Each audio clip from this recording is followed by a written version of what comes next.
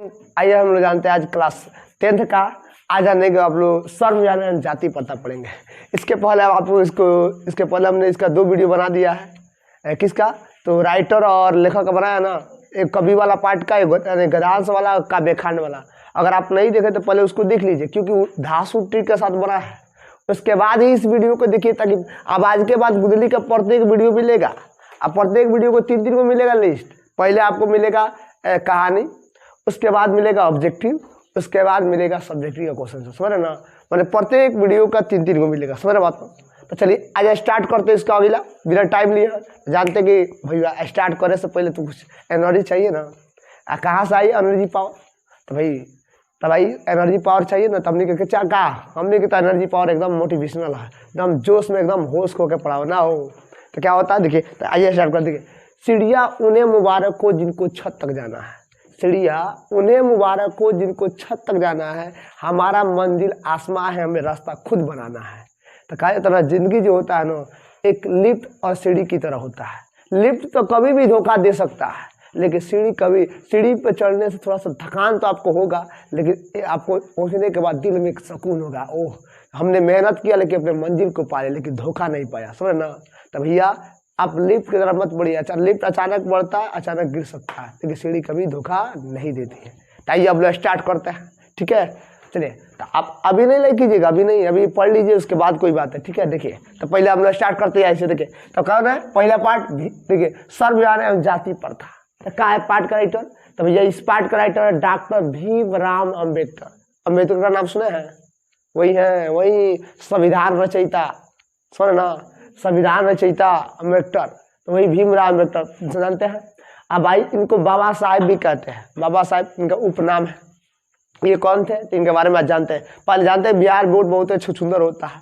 पहले ऑब्जेक्टिव पूछता है खोखोर के जीवनिया से, लेखक है, और सब्जेक्टिव पूछता है पटवा से। तो पहले ऑब्जेक्टिव पढ़ लेते हैं और तब सब्जेक्टिव पढ़ लेंगे। दोनों पढ़ेंगे, चिंता मत करिए, दोनों पढ़ेंगे। तो ऑब्जेक्टिव तो देख ले। तो देखिए कौन है। तो भाई इनका राइटर कौन है? भीमराव अम्बेडकर।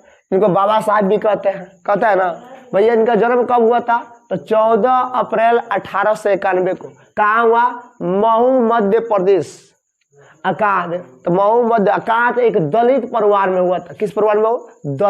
दलित समझते हैं। दलित जात को महार जात कहा जाता है। ये महार का होता? महार जात बोलते हैं डूम। सबसे छोटा कैटेगरी हगलखोर जो है कॉलेज वो कहते डूम। क्या कह डूम, मतलब इतना कास्ट में हुआ था। कास्ट पर मत जाइए, कास्ट पर नहीं, जात पात पर नहीं, अरे इंसानियत करा देखिए। ये छोटा होकर छोटा पे एक बड़ा धमाके की है। देखिए तो आगे। तो भैया ये देखिए, तो पूछेगा किस कैटेगरी में जन्म लिया? तो दलित यानी महार जाति यानी डूम। अब देखिए इनका, देखिए आप देखिए मृत्यु कब हुआ था? 6 दिसंबर 1956 को। कब हुआ था? 6 दिसंबर 1956। अच्छा याद कैसे करेंगे सर जी? तो देखिए टिक लगाइए, टिक। बउआ भीम नाम का कोई लड़का है जो 14 वर्ष की उम्र में कहता है हम डॉक्टर बने। क्या बने हो? डॉक्टर। लोग कहते मारे में नबे डॉक्टर बनबो जा। 18 वर्ष से जो कि तब डॉक्टर बनी हो। कब बने हो? 18। देखिए 14 वर्ष के कोनो लड़का, भीम नाम के लड़का बा, कहता हम का बने? डॉक्टर। का बने वो? डॉक्टर। वो लोग कहता डॉक्टर बने खातिर 18 वर्ष चाहिए। 18 वर्ष। तो 18 वर्ष से लेके, तो भैया 18 वर्ष से लेकर 91 वर्ष तक डॉक्टर बन, जब तक जिंदा देगा। जब उम्र आपका 18 वर्ष हो जाएगा ना, तब के तुम कब वो डॉक्टर बन सके? कौन? 18, लेकिन 18 वर्ष से पर कब तक? 18 से लेकर 91 के बीच में क्या बन गए? डॉक्टर। तो 18 से 91 का हुआ जन्म। का बोलो? जन्म। कहाँ जन्म? तो महू मध्य प्रदेश में। कोई दिक्कत? अरे महू मध्य प्रदेश, महू से मध्य प्रदेश, दोनों सेम बा। ढाक से नहीं याद हो जाएगा। अब कहिए सर मृत्यु, तो भैया डॉक्टर बनब तो कई वर्ष जिएब? डॉक्टर लोग के वैज्ञानिक लोग के ज्यादा जिंदगी और दवाई ना होता है। देखो तो भैया इनका 1956 में मृत्यु हो गई बा। कब? 1956 में। कहाँ? तो दिल्ली में दिल तोड़ दिले बना। कहा हो? दिल्ली में दिल तोड़ के गई। दिल्ली में क्या टूट गई बा? दिल टूट गई बा। सुना ना? अब देखिए देखिए माता का नाम, माता और पिता का नाम। तो भाई माता का नाम भीमाबाई और पिता का नाम रामजी सकपाल। का हो? रामजी सकपाल। इनका शक बात जांच कर देख लो। आओ देख लेते हैं, सुंदर है देखो। अच्छा ये बताओ कैसे याद करेंगे? याद रहे ट्रिक के साथ याद करें। दासू अभी लाइक नहीं करना, याद कर लेकर बाद ट्रिक कर मारना लाइक। देखिए है क्या लिखल बा हो? भीम अब भीम के माता के तो भीमा, भीम भीमा भीम भीमा तो क्या हो भीमा, याद भई। आ कोई सर पिता ही बताओ भीम, आप महाभारत देख ले बड़ो, उसमें भीम रहे वो केकर पूजा दिया है तो राम जी के, केकर पूजा दिया है राम जी के, तो याद भई लो भीम से भीमा इनका माँ का नाम, भीम जी पुजारी के कर ले तो राम जी के, तो राम जी से याद कर लेगा इनका बाबू जी के नाम, इनका बबुआ का नाम हो जाएगा। सुनो ना क्या करा बबुआ का नाम, भीमराव अम्बेडकर के बबुआ का नाम का राम जी, समझो ना राम जी सकपाल। अब आगे बढ़िए आगे बढ़िए। अब इनकी प्राथमिक शिक्षा की बात कीजिए तो बउआ ये बहुते को तो नीच कैटेगरी थे ही। इनका प्राथमिक शिक्षा गाँव से हुआ, कहाँ से, खुद के महू गांव से, लेकिन वो इनकी शिक्षा में बहुत त्रुटि हुआ। इतना ना तो जरूरत है कि इतना ना छोटा कास्ट करते कोई भी मास्टर उनको बेड नहीं बैठाता, अब कोई देता ही नहीं टेबल, भूइयाँ बैठाता, भूइयों नहीं बैठने देता हो। इनको कबर क्लासरूम से निकाल दिया। एक बार मैं बताता हूँ, एक बार पढ़ रहे थे ना तो भैया इनको मास्टर बाहर निकाल दिया था, ये जाकर सुन रहे थे कहाँ, तो भैया जाके एकदम गेटवा पर बैठ कर सुन रहे थे। तो मास्टर देख लिया, बोला घर सुन सुन क्या कर रहा था, कर मास्टर साहब याद कर रहे हैं क्या, तो संस्कृत याद किया, तो याद किया है। अब बेचारा दिखा सुना, अब सुनाए तो सुना दिए, तो कह गई क्षुद्र जात के होकर हमको छू दिया, कापी की पे कह गए गरम से जाकर के मुंह में डाल, गरम से जाकर के। सोचिए इतना खतरनाक, इनको इतना ना कष्ट दिया था ना, फिर भी इन्होंने हार नहीं माना, पढ़ा। अब देखिए पढ़ा, देखिए पढ़िए गांव में पढ़ा, लेकिन उस शिक्षा प्राप्त करने के लिए, हाईएस्ट प्राप्त करने के लिए इन्होंने अमेरिका और इंग्लैंड की सहारा ली। तब पूछेगा वो शिक्षा कहाँ से प्राप्त किया, अमेरिका और इंग्लैंड से। अमेरिका में कहा तो अमेरिका में न्यूयॉर्क, इंग्लैंड में कहा तो लंदन से प्राप्त किए।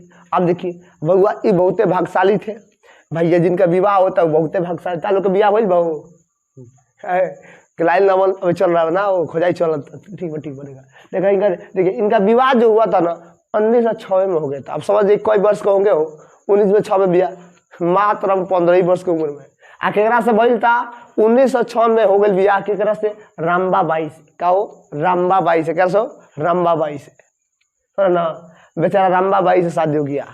आज देखिए कितना भाग्यशाली है, ब्याह से पहले के मैट्रिक पास करे से पहले ब्याह कर लिए थे। आजकल तो हमने के मैट्रिक पास करने के बाद पता ना ब्याह शादी होगा कि ना होगा, लेकिन ये मैट्रिक पास करे से पहले ब्याह केकरा से, रामबाबाई से शादी कर लिए थे। 1907 में इन्होंने मैट्रिक का एग्जाम पास किया। कब हो 1907 में, यानी विवाह के खुशी में इन्होंने मैट्रिक पास कर दिया और वो नंबर 1 स्थान ला कर, कामना खुशी में, वो विवाह के खुशी में 1900 में रामाबाई से शादी किए, 1907 में मैट्रिक पास करे 2.5 में। बबुआ एक बात मैं बताना भूल गया था, जो भीमराव अम्बेडकर थे ना 14 भाई बहन थे, समझिए 14 भाई बहन के बाद उनका नंबर सबसे छोटा यही थे। बाप रे बाप, ये तो हम इंडिया टीम से भी वेस्ट हो गए थे। 14 इंडिया टीम अब तो 11 को होता है, 14 को हो गए थे। 14 भाई बहन थे, सबसे छोटे थे भीमराव अम्बेडकर। देखिए तो मैट्रिक का पास किए, तो विवाह के बाद इन्होंने 1907 में मैट्रिक किया। उसके बाद इनका जीवन का पहला स्रोत रहे आदर्श, इनका 3 आदर्श रहे बहुत महत्वपूर्ण। पहले बुद्ध, भगवान बुद्ध, कबीर दुआ कर रचयिता, उसके बाद ज्योतिबा फूले। ये तीनों का तीनों अपने जमाना का एक सबसे महापुरुष हुआ करते थे। ये तीनों इनका आदर्श, इन्हीं को अपना आदर्श मान कर ये पढ़ाई करते थे, समझ लीजिए। और इनका उपनाम देखिएगा तो इनका उपनाम भी है बाबा साहेब, ये सभी। और उसके बाद संविधान निर्माता, साथ में इनका संविधान का जनक भी कहा जाता है। क्यों, बाबू संविधान का रचयिता यही है। इन्होंने आज जो अपने रूल नियम को पालन करते हैं, इन्होंने लिखा है। कौन, भीमराव अम्बेडकर ने लिखे हैं। आप जो संविधान की बात करते हैं ना, इन्होंने लिखा है। समझिए कितना कष्ट रहा है। इन्होंने लंदन से, अमेरिका से पढ़ाई कर भारत के कॉन्स्टिट्यूशन में इन्होंने बहुत ही बड़ा भागीदारी, इसलिए इनको संविधान का निर्माता यानी जनक कहा जाता है। सर बात ना। अब देखिए, अब इनकी बात करें तो देखिए इन्होंने बहुत ही गजन से अपना पढ़ाई लिखाई किया। बेचारा पढ़ाई करने के बाद देखिए बताया ना, आदर्श होने के बाद इन्होंने रामाबाई से जब शादी किया, तो बेचारा, जब एक क्वेश्चन यहीं से पूछ लेता है कि जब इन्होंने शादी किया था रामाबाई से ना, उस समय इनका उम्र, भीमराव अम्बेडकर का उम्र जो था ना, मात्र 15 वर्ष के थे। कितना वर्ष के थे, पूछेगा ऑब्जेक्टिव। जब भीमराव अम्बेडकर रामाबाई से शादी किए तो कितने वर्ष के थे, मात्र। तो कहिए सर जी, वो तो 15 वर्ष के थे। इनका पत्नियां कितना वर्ष की थी, तो इनका पत्नियां 8 वर्ष की थी। कितना वर्ष की थी वो, 8 वर्ष के, याद रखिएगा। इनका भी कम लड़का ना हुआ रे, बाप हो बाप इनका भी 5 लड़का हुआ, जिसमें 4 को बेचारा डेट कर गया। भाई डेट क्या कर, बीमारी से। ओबरा उतना बताइए, ओबरा तो देश गुलामी के समय कोई सुविधा था ही नहीं, बेचारा 4 लड़का बीमारी से मर गया था। एक बेटा बचा है, जना का नाम आपने पढ़ा यशवंत अम्बेडकर है। क्या? यशवंत अम्बेडकर। यशवंत समझ ना, यशवंत अम्बेडकर है, अब नाम सुने होंगे, समझ ना। आगे देखिए, अब आगे देखिए, तो एक बार इनके बीच में बहुत ही सारा टूरिस्ट रहता है। इनकी कहानी के अब क्या बताया, आपको जितना बताएंगे उतना ही कम इनके बाद। एक बार बात की बता दें, इतना बता दें डोम जात के थे। एक बार इनका एग्जाम था ना, जाने वाले थे, बेचारा इन्होंने कोई इनको नहीं ले जा रहा था साथ में, क्योंकि कहता कि क्षुद्र जाति का छू देगा तो हम छुआ जाएंगे, हम बड़का जाति वो छोटका जाति, हम पंडित वो क्षुद्र, छू देगा तो हम नाश हो जाएंगे, सर्वनाश हो जाएंगे। बेचारा लास्ट में तो बेचारा किसी तरह वो रिक्शा वाला के गोल लगा प्रणाम के हमारा एग्जाम में पहुँचाइए। वो बेचारा बैठा लिया, अब बैठा के ले गया, मैं कुछ रास्ता में ले गया, तब बताया कि कौन जाति का है, तो बोला कि हम महार जाति का है, यानी डोम। तुरंत काल पर उठा के पटक दिया नीचे, उठा के पटक दिया, बोला गए तू मेरा रिक्शा का सर्वनाश कर दिया, क्षुद्र होकर मेरा रिक्शा सर्वनाश कर दिया तूने। अब उल्टा आप पैसा 10 रुपया पर इनसे 20 रुपया ले लिया, कहा गया है पैसा दे 10 रुपया नहीं तू 20 रुपया दे, 10 रुपया रिक्शा का दवाई दे, देख से मारो का छीन लिया। बहुत ही कष्ट इन्होंने सहा, सुने ना इतना। अब देखिए, अब बता रहे इनका उपनाम भी दिया गया, बाबा साहब बताए संविधान निर्माता जनक का। देखिए इनकी मुख्य रचनाएं बहुत ही फेमस है। देखिए कौन कौन है। मुख्य रचना की बात करें, पहले द कास्ट इन इंडिया, भारतीय जाति, भारत की जातियां सबसे बड़ी समस्या है। द मैकेनिज्म, देयर मैकेनिज्म इनकी रचना है। हु आर द क्षुद्रज, हु आर द क्षुद्रज, बुद्ध एंड हिज धमा, ये फेमस। हमने यहाँ पर वही लिखा है जो बोर्ड से रिलेटेड है, इसी में सबसे अधिक कई बार एग्जाम में ये पूछा है। द कास्ट ऑफ इंडिया, ये कई बार एग्जाम में पूछा, इसलिए विशेष एकदम कोच के मारे ऑप्शन सी पर आता, कोच के मारे ढूंढकर समझ बतना। अब उसके बाद देखिए ना, इनकी विख्यात एक बहुत ही बड़ा अच्छा भाषण है जो बहुत ही फेमस है रे। यह भाषण इन्होंने पहली बार ये लाहौर में दे, लाहौर स्वत है, अब तो लाहौर पाकिस्तान में हो गई बा, पहले ना पाकिस्तान इंडिया में था। उन्होंने 1936 में एक भाषण दिया था, जिस भाषण का नाम था एनिहिलेशन ऑफ कास्ट।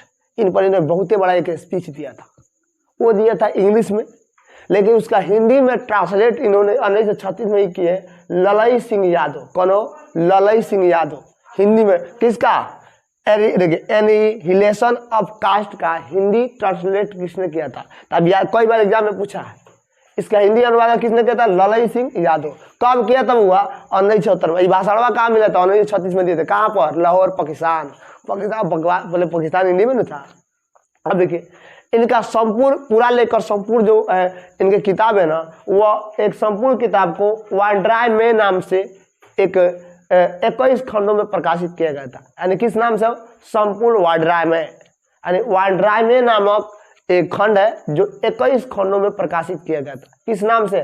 संपूर्ण वाड्राय नाम से, समझना। और आगे मैं बता दूं, इन्होंने चलकर इन्होंने कम नहीं है, आगे चलकर इन्होंने अपने सेवा के लिए रखा था एक नर्स। नर्स होते हैं, सेवा पानी करती है, डॉक्टर की तरह काम करती है ना, इन्हें अपने सेवा में एक नर्स का रखा था। अब बताइए, आप परमानेंट रख देते हैं, सवेरे शाम उनका सेवा करती थी। तो लोगों ने कहा कि बाप हो बाप, ये बाबा साहेब बाबा रखले है, बोला तो रखले करके सवेरे शाम रोज गोल दबाता है, बुरा लोग आवाज का बात हो, रोज रोज पहुंच देता रू। अब बने लगा बाबा साहब को खुद ने, अब बाबा साहब खिसिया के क्या किए और कहे कि बहुत खुद रहे ला, तू झूठू कर रख ले बने ला। और 1948 में उन्होंने उससे शादी कर लिया।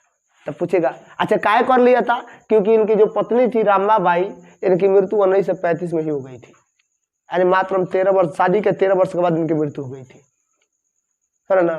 ठीक, इन्होंने रामाबाई की मृत्यु के बाद इन्होंने 1948 में सविता अम्बेडकर से शादी कर ली। क्या है, इनका अफेयर चल रहा था उनसे, बाबा साहब का, तो इन्होंने शादी कर लिया था। बेचारी ये भी अभी हाल ही में मरी है, 2003 में बेचारी मर गई ये भी। तो पूछेगा बाबा साहब की कितनी पत्नियां थी? 2। पहली को रामाबाई, दूसरी सविता अम्बेडकर। इसकी मृत्यु कब हुई थी? 2003 में। 1948 में तो ली है। आज़ादी के बाद खुशी सबको आज़ादी का जश्न मना रहा था, बीबी का जश्न मना रहे थे। अब देखिए कहावत अभी पढ़िए, ये पेशा से वकील थे, वकील। मत पूछिए, बहुत ही सारा, ये दुनिया का पहला ऐसा व्यक्ति है ना भारत का, दुनिया का, मैं भारत को बताता हूँ, इनके पास 22 डिग्रियां था, 22। दुनिया का पहला ऐसा व्यक्ति है जिनके पास 22 डिग्री है। इन्होंने वकील, प्रोफेसर, राजनीतिक तथा अन्य अर्थशास्त्रों में ज्ञान प्राप्त किया था। यानी लगभग बहुत है, हमने कहते ये कुछ चीज नहीं समझता, इन्होंने बहुत ही चीज संभाला था। यहाँ तक इनको भारत सरकार, जब ये मर गए थे 1956 में, तब भारत सरकार इन्हें भारत रत्न से नवाजा। वो तब कब दिया था भारत? ये 1990 में दिया था। कब दिया था? 1990 में। क्या दिया था? भारत रत्न। और वो रत्न कौन था? मरो उपरांत। मरो उपरांत मरने के बाद में कहीं का मरने के बाद देवे तो क्या पता चले कि भारत रत्न दिले बना। तो कौन सा वो भारत रत्न? मरो उपरांत रत्न दिया गया था। मरने के जो उपलक्ष्य में दिया था ना, उसी को मरो उपरांत कहते हैं। और सुनिए अभी ये आप पूछेगा, देखिए एक बात पूछेगा आपसे, कहेगा भीमराव अम्बेडकर जो थे ना, भीमराव अम्बेडकर, इनको यह जब देश आजाद बने इनको भारत का प्रथम न्याय मंत्री बनाया गया था। कौन हो? न्याय। कौन मंत्री बनाया गया था? न्याय मंत्री। तो पूछेगा भारत का प्रथम न्याय मंत्री कौन थे? भीमराव अम्बेडकर। सुना ना? तो इनको भारत का न्याय यानी कानून मंत्री बनाया गया था। तो पूछेगा इनका उपलब्धि बताइए, तो ये भारत का मंत्री भी रह चुके हैं, न्याय मंत्री रह चुके हैं। सुना ना? तो इतना सारा इनका हिस्ट्री हुआ।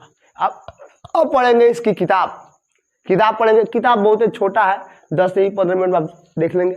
ठीक है, तो आइए हम लोग पढ़ते हैं इसका किताब। ठीक है, चलिए देखिए अब स्टार्ट करते। देखिए तब भी देखिए, सबसे पहले आप इसका स्टोरी सुनेंगे, यानी जो जाति पर हम बोलते हैं ना, आप सुनने के बाद एक भी क्वेश्चन आपका नहीं बचेगा, सारे के सारे इसी का। आप कहानी को एकदम शांति प्रिय सुन लीजिए, और ना हो तो कहानी में हेडफोन लगा लीजिए, 10 से 15 मिनट के कार्य का सुन लीजिए। और उसके बाद तक आप कह कर बताइए, एक भी क्वेश्चन आपका बहकता है तब कह बोलिएगा सर छूट गया। कभी नहीं छूटेगा, आशा नहीं, पूरा विश्वास है, लेकिन कहानी सुनने के बाद। देखिए अब स्टार्ट कर। देखिए तो जाति प्रथा एवं सर्व विभाजन। अब सर्व विभाजन जाति प्रथा का मतलब सुनते हैं। सर्व माने क्या होता है? काम। विभाजन मतलब बंटवारा, यानी काम के बंटवारा। केकरा आधार पे? जाति के आधार पे जाति प्रथा। तो कहिए सर पहले आता है कि सर ये जाति प्रथा होता क्या है? सुनिए, जाति प्रथा क्या होता है? तो समाज में उच्च नीच समझते हैं कि बबुआ हम ब्राह्मण हैं, हम ऊपर रहेंगे, ऊपर कुर्सी पर बैठेंगे, तू अछूत हुआ, छोटा कास्ट हुआ, तू डोम हुआ, चमार हुआ, तू नीचे बैठे हुआ। एकरे के लोग, देहात के लोग छुआछूत कहता है। क्या कहता? छुआछूत। ओकरे का हमने के जाति प्रथा कहते हैं। जानते हैं ना, पहले के जाति प्रथा में कहता है कि नहीं, बड़े लोग बड़े पद पर आसीन होंगे, छोटे लोग छोटे नीचे बैठेंगे, छोटे पद पर रहेंगे। बड़े लोग राज करेंगे, छोटे लोग नाला साफ करेंगे। ये सब क्या है? जाति प्रथा। पर ना ये क्या हो गया? जाति प्रथा। जाति प्रथा का अर्थ समझ में आया बात को? यानी किसी को ऊंच नीच दिखाना ही क्या है? जाति प्रथा है। हम बड़े कैटेगरी के हैं, हम यह काम करेंगे, तुम छोटे कैटेगरी के हैं, तुम नाला साफ करेगा, कृषि काम करेगा, किसानी करेगा, वो सब क्या है? जाति प्रथा। अब जाति प्रथा के बाद भी देखिए, तो भाई जाति प्रथा समझ गए बात। ये जाति प्रथा उसके बाद आता है, उसी में रहता है सर्व विभाजन। तो सर्व विभाजन समझते ना, यानी जाति के आधार पे सर्व माने होता है काम, यानी जाति के आधार पे काम को बंटवारा कर दिया। नहीं बउआ लोहार हुआ, लोहा पीटिए, शर्मा जी कारपेंटर के काम करिए, लकड़ी के काम करिए, पंडित जी पंडिताइन करिए, सुनो ना, बनिया जी बनियाइन करिए, जाके दुकान वाला चलिए, सुनो बात ना। तो इसी को बोलता है जात के आधार पर काम को बांट देना है, क्या कहलाता है? सर्व विभाजन होता है। क्या आप इसको सही मानते हैं? इसको भीमराव जो अम्बेडकर देख रहे हैं, भीमराव इसको रंग मानते हैं, रंग कहते हैं कि ये ठीक नहीं है। इसी को कुछ लोग इसी का पोषक है, यानी जाति प्रथा का सपोर्टर भी है। कौन है? देखिए जो जाति प्रथा का सपोर्टर होता है ना, उसको जाति का पोषक कहा जाता है। क्या कहता है? पोषक, यानी उसका सपोर्टर है। भाई जाति प्रथा ठीक है या नहीं ठीक है? तो भीमराव अम्बेडकर कहते हैं ठीक नहीं है, लेकिन हई सब हई चचा हमें रहता है, चचा के ये चचा कहते हैं ना जाति प्रथा सही है। तो काहे सही है? तो देखिए ये बोलते हैं, जानते हैं जाति प्रथा रहेगा ना, ये देखिए ये दोनों को देता है, ये दोनों के दोनों का है पोषक है। ये कहता है ये दोनों, तो सुनिए जाति प्रथा होना अनिवार्य है। क्यों? तो क्योंकि और जाति प्रथा रहेगा ना तो कार्य समाज में ना कार्य कुशलता पूर्वक होगा। कैसा हो? कुशलता से होता है ना, सही ढंग से सुचारू रूप से होगा। क्योंकि पंडित जी है पंडिताइन करेंगे, बबुआ ठाकुर जी है ठाकुराइन करेंगे, ठाकुर मतलब नाई केस काटे वाला, लोहार जी है लोहा पीटेंगे, समाज में बनाएंगे, हथियार बनाएंगे, थोड़ा बात ना। और जो धोबी है वो कपड़ा पीटेगा। तो इसे काम हमेशा सबका बटा रहेगा, सब कोई सही ढंग से अपना अपना काम करेगा, समझ बात ना। तो बताइए अब इसी के ही कहते हैं खुशहाल, लेकिन कुछ दर और देखा जाए तो कुछ दर तो इनका बतिया सही है, लेकिन कुछ और देखा जाए, लेकिन अगर 100 में 20% सही है तो 80% गलत भी है। क्योंकि बताइए, अब कार्य के आधार पर जाति के लोग को बांट दीजिएगा, तभी बताइए कि अगर मान लीजिए कि मान लीजिए ये धोबी लोग है, खाली कपड़े खींचेंगे। अगर मान लीजिए कि किसी गांव में अगर 200 लोग हैं और उसके बाद 100 गो धोबी है, तो बताइए सबका तो अपना रोजगार चलाना है ना, कितना कपड़ा खींचेगा, उस गांव से कितना उसको मिलेगा। एक व्यक्ति का रोज का खाना चाहिए ना, तो कितना रोज उतना कपड़ा मिलेगा, और आप उसको दूसरा काम करने का मौका नहीं दीजिएगा। ठीक कहते हैं कि जो जाति का व्यक्ति है वही काम करेगा, उसी को तो बोलते हैं कि जाति के आधार पर श्रम का यानी काम के बंटवारा। तो क्या सही है? तो भीम राव अम्बेडकर इस बात को क्या मानते हैं? गलत गलत गलत गलत, खुद के हम ही गलत मानते हैं, थोड़ा ना जाति प्रथा। अब बताइए, अगर आप जाति प्रथा रहेगा कि नहीं, आपको जिस जाति में, आप बताइए हमारे पिताजी किसान हैं, तो हम लोग कहते हैं ना किसान बने, तो हम क्या पढ़ा पाते? आज नहीं पढ़ा पाते। हमारे पिताजी किसान है, ठेला चलाते हैं, तो हम भी ठेला चलाएंगे। ये किसका कहना है? बड़े वाला सब टकरा टुकली, यही सब का कहना है। अब देखिए, अब आता है कि जाति प्रथा में कुछ आपत्तियां भी है। आपत्तियां से मतलब त्रुटियां भी है। क्या त्रुटियां है? जाति प्रथा आदमी को बांटता नहीं है। देखिए, यह कार्य के साथ लोगों को भी विभाजन कर देता है। अब कैसे लोगों को कैसे? तब लोगों का विभाजन करने के पीछे देखिए क्या है। पहले तो ये जाति प्रथा लोगों को बांट दिया, तो भाई चलो जाति प्रथा एक बार ठीक उठाक है, हिंदू अलग, मुस्लिम अलग, सिख अलग, ईसाई। अब ओकरा अंदर काम को बांट दीजिए, आ कमों में लोग के बांट दीजिए। नहीं बबुआ, हम देखिए, हम पंडिताइन करते हैं, हम तारा से ऊपर कास्ट के बने, हम ऊपर ही ऊपर बैठेंगे। तू छोटा कास्ट के, तू चमार जाति के बारे तू नीचे बैठा, तू एकदम डोम जाति के बारे नीचे बैठा। मैंने हर जाति को नीचे, मैंने खाली अपने का श्रेष्ठ माना बड़े वाला व्यक्ति, समझ रहे ना, बड़े वाला व्यक्ति। अब देखिए, तो कार्य के आधार पर करेंगे लोगों का विभाजन। जाति प्रथा में खाली जाति का विभाजन नहीं होता है, लोगों का विभाजन होता है। समाज में वो बैठ नहीं सकता है, समाज में छुआछूत रहता है उसको, कहीं जहाँ वो चल जाएगा। पहले का जमाना था ना कि एक में कोई क्षुद्र जाति का कौन कल पर पानी पी लेगा ना, बड़े कैटेगरी के लोग बहुत ही डांटते थे, मारते थे, पीटते थे। कहा है कि अभी हम अशुद्ध हो गए। नहीं, अरे भैया, छोला से अशुद्ध हो गई। आज धीरे धीरे जाति प्रथा कम होती जा रहा है, होगा ही, क्योंकि बाबा साहब अम्बेडकर का प्रयास है ना। अब देखिए, अब पोषक लोग का बताया कि तर्क बताई दिए कि कहते हैं कि भाई जाति प्रथा सही है, ऐसे कार्य कुशलता पूर्वक होता है। सुनो बात ना। अब आता है कि सर, अब आता है इसमें देखिए, अब आता है बिडपना। क्या होता है? बिडपना। यानी बिडपना ही छूट गया, इसके बस हो जाए। कहता है कि बिडपना के मतलब जानते क्या होता है? बिडपना के मतलब कल्पना कीजिए क्या होता है। ठीक है, तो विडंबना का देखिए, भीम राव अम्बेडकर बता रहे हैं कि जाति प्रथा भारत का एक विडंबना का स्वरूप बना हुआ। एक क्वेश्चन पूछेगा, पटवा में पूछेगा, जाति प्रथा जाति प्रथा विडंबना का स्वरूप बना हुआ कैसे? तो भैया विडंबना इसलिए बना, भीम राव अम्बेडकर कहते हैं आज के आधुनिक काल के मानव की बात करते हैं कि इस समय जो लोग पढ़े लिखे हैं, यह छुआछूत जाति प्रथा का भेद रखते हैं। मैंने कहते हैं कि आज के जब भी जमाना में ना जाति प्रथा के पोषक की कमी नहीं है। आज के भी जमाना में इसी विडंबना की बात करते हैं कि आज के आधुनिक कालों में भी जाति प्रथा के पोषकों की कमी नहीं है, जो जाति से भेदभाव करता है, जाति के लेकर भेद। आज के भी जमाना में कमी नहीं है। सर बात ना, आप समझ बात को? विडंबना किसकी है? तो भैया पोषकों का। आज के जमाना में भी जो जाति प्रथा का सपोर्टर है वो कम नहीं है। आगे देखिए, अब आगे पढ़ता आपत्तियां। तो भाई बता दिए। अब स्वाभाविक रूप समझते हैं क्या? आप बताइए, जाति प्रथा एक स्वाभाविक रूप है क्या? जाति के आधार पर काम को बंटना अच्छा है? नहीं, नहीं, कभी नहीं हो सकता है।